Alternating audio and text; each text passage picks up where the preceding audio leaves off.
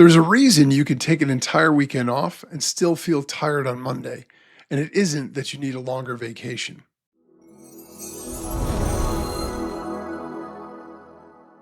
There's a pattern a lot of thoughtful, responsible people live inside and rarely name. You work hard, you show up, you carry things.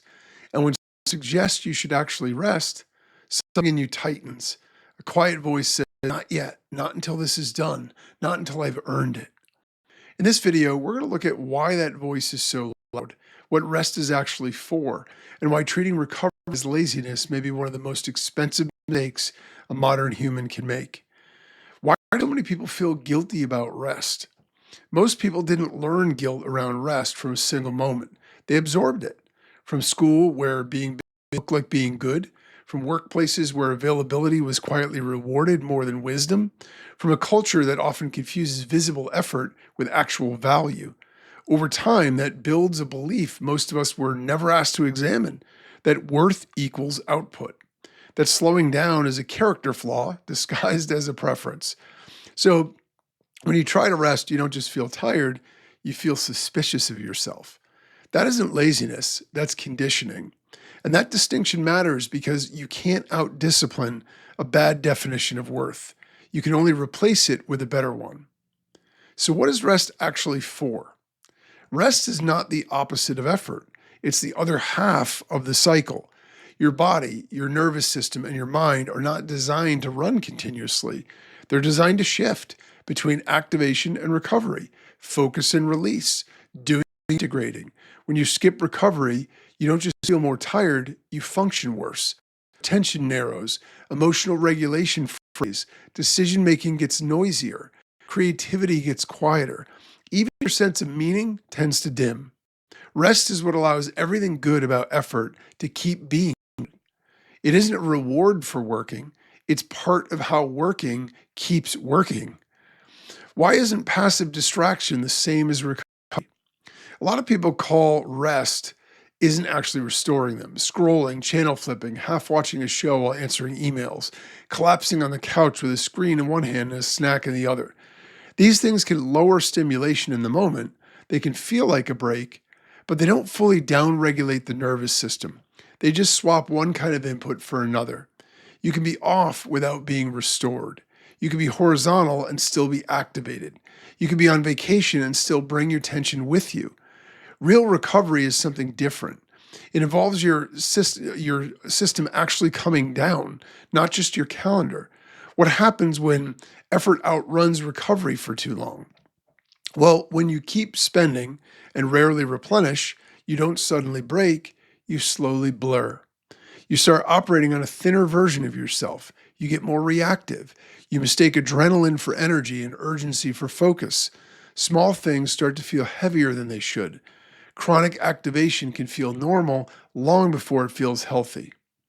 Eventually, something gives. Sometimes it's your sleep, sometimes it's your mood, sometimes your patience with people you love. Burnout is not a sudden collapse. It's a long, quiet drift away from a sustainable rhythm. And here's the part that often gets missed. When recovery is shortchanged, the quality of your work drops too. You're not getting more out of yourself by skipping rest. You're getting less clarity, less resilience, less of the version of you that actually does your best thinking. So what does real recovery look like in daily life? Real recovery doesn't always look impressive. It often looks quiet. A walk without a podcast, a real meal sitting down, a few minutes where your hands aren't holding your phone, a full night of sleep, protected like it matters, because it does. Sleep is the foundation, but it isn't the only kind of rest people need. There's physical rest, mental rest, stepping away from problem solving for a while, sensory rest, turning down the volume of input, emotional rest, being somewhere you don't have to perform, creative rest, letting your mind wander without assigning it a job. Most people aren't missing all of them. They're missing a specific one and filling it with the wrong kind of break.